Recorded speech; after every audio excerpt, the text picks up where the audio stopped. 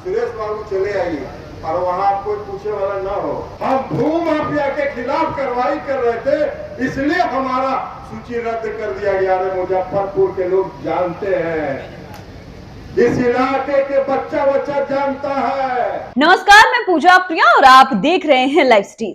कुछ दिनों पहले ही जदयू के राष्ट्रीय अध्यक्ष ललन सिंह मुजफ्फरपुर पहुंचे थे। 2-3 दिन पहले की बात है और वो उन्होंने बड़े मंच से बीजेपी के वरिष्ठ नेता और पूर्व मंत्री सुरेश शर्मा के बारे में उन्होंने कुछ कहा था। उन्होंने कहा था कि सुरेश शर्मा जी, कहां फंस गए हैं आप, हमारे पास आ जाइए, वहां कोई इज्जत नहीं करेगा आपका, आप हमारे साथ आ जाइए, क्योंकि हम आपको नहीं हरा रहे हैं, बल्कि आप ही के नेता, आप ही के पार्टी के लोग नहीं चाहते कि आप जीते और इसलिए आपके साथ साजिश की जा रही थी, क्योंकि वहां पर जो है किसी और को जिताना था। उन्होंने इशारों में पद का नाम लेते हुए राजस्व एवं भूमि सुधार, पूर्व राजस्व एवं भूमि सुधार मंत्री रामसूरत राय का नाम लिया। उन्होंने कहा कि रामसूरत राय को जिताना था, इसलिए आपको हराना पड़ा, यानी कि इसलिए आपको, आपके पार्टी ने आपके साथ ये काम किया। लेकिन अब ललन सिंह ने एक ट्वीट किया है और ये ट्वीट जो है राजनीति हलचल बढ़ा दी है। खबरें भी निकलकर सामने आ रही है कि क्या कुछ होने वाला है। जी हां, सबसे पहले उसके लिए आप ललन सिंह का ये ट्वीट देखिए, जिसमें उन्होंने लिखा है कि पटना स्थित आवास पर बीजेपी के वरिष्ठ नेता व पूर्व मंत्री सुरेश शर्मा जी के सुपुत्र श्री राजीव शर्मा जी से शिष्टाचार मुलाकात। उन्होंने एक फोटो भी पोस्ट की है और ये फोटो सोशल मीडिया पर आते ही लगातार अब खबरें उठने लगी है कि क्या राजीव शर्मा अब जदयू में शामिल हो जाएंगे। ये होंगे या नहीं होंगे ये तो बात की बात है, लेकिन आप उस वक्त का ललन सिंह का बयान सुन लीजिए। श्री बाबू के समय में श्री बाबू और अनुग्रह बाबू की दोस्ती अगाढ़ थी। जब नेता का चुनाव होता था, बिहार के मुख्यमंत्री का चुनाव होता था, दोनों लड़ते थे आमने सामने।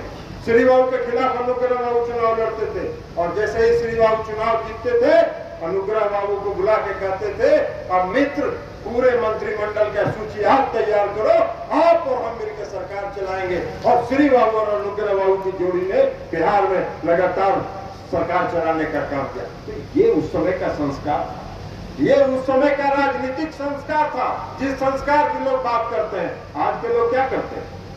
आज के लोग राजनीति का संस्कार चलाते हैं।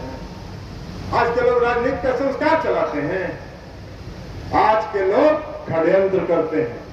आज के लोग अपने साथियों के प्रति साजिश करते हैं। आज के लोग अपने साथियों और सहयोगियों के साथ ही नहीं, अपने पार्टी के लोगों के खिलाफ भी साजिश करने का काम करते हैं। अभी देवेश चंद्र ठाकुर जी कह रहे थे, सुरेश शर्मा जी की बात कर रहे थे, हमने भी उनको कहा था सुरेश बाबू चले आइए और वहां कोई पूछे वाला ना हो।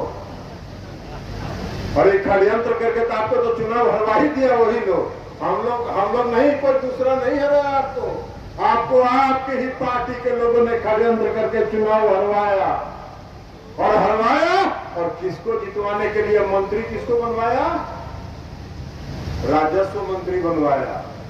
राजस्व मंत्री जब बना और नीतीश कुमार जी ने जब पकड़ लिया कि कितना अंचलाधिकारी के ट्रांसफर में कितना घपला किए हैं, और मुख्यमंत्री ने जब सूची रद्द कर दिया तो कहा क्या कि हम भू माफिया के खिलाफ कार्रवाई कर रहे थे, इसलिए हमारा सूची रद्द कर दिया गया। मुजफ्फरपुर के लोग जानते हैं, इस इलाके के बच्चा जानता है।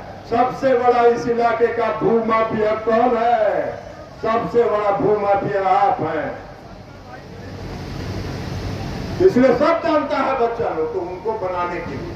और उसमें एगो टोली था, एगो प्रभारी थे बिहार के, क्या तो नाम था उनका, क्या नाम था जी? भूपेंद्र यादव। लोग बता रहे हैं भूपेंद्र यादव एगो प्रभारी थे। वो भी मंत्री बने हुए हैं, राज्य मंत्री, कौन सी गृह के कुछ, नित्यानंद राय, सब बैठ के षड्यंत्र करके रामसूरत राय को बनवाने के लिए यहाँ बैठे हुए थे, ताकि सुरेश शर्मा जीत जाता बेचारा तो वही मंत्री बन जाते। सीधा आदमी है, शरीफ आदमी है, अभी लगे हुए हैं कि कुछ कहीं मिल जाए। दे होगा नहीं, हमको उम्मीद कम है, लेकिन फिर भी बेचारे लगे हुए हैं, तब इसमें क्या करेंगे?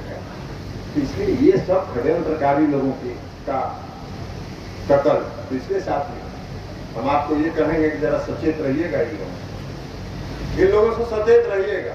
अभी देश की सरकार चल रही है। तो आपने ललन सिंह का बयान भी सुना और ये प्रेम भी देखा कि वो सुरेश शर्मा जी के बारे में क्या सोचते हैं और क्या कुछ न्योता दे रहे थे जदयू में आने का कि आप हमारे साथ आ जाइए। और उसके बाद उनका ये ट्वीट कहीं ना कहीं कुछ जो है इशारा कर रहा है कि क्या आने वाले दिनों में सुरेश शर्मा जो बीजेपी के वरिष्ठ नेता हैं, बिहार सरकार में मंत्री रह चुके हैं, उनके जो बेटे हैं राजीव शर्मा, क्या वो जदयू में शामिल हो सकते हैं। इसका हालांकि अभी तक कोई औपचारिक ऐलान नहीं हुआ है कि कोई भी आधिकारिक बयान सामने नहीं आया है, लेकिन उम्मीद इस फोटो के बाद और उस बयान के बाद जरूर और कयासे लगाई जा रही है। तो अब देखने वाली बात होगी क्या इसका आधिकारिक ऐलान होता है, क्या कुछ ऐसा होता है, ये देखना काफी दिलचस्प होगा। आप देख रहे लाइव सिटीज, हमारे साथ बने रहने के लिए आपका शुक्रिया।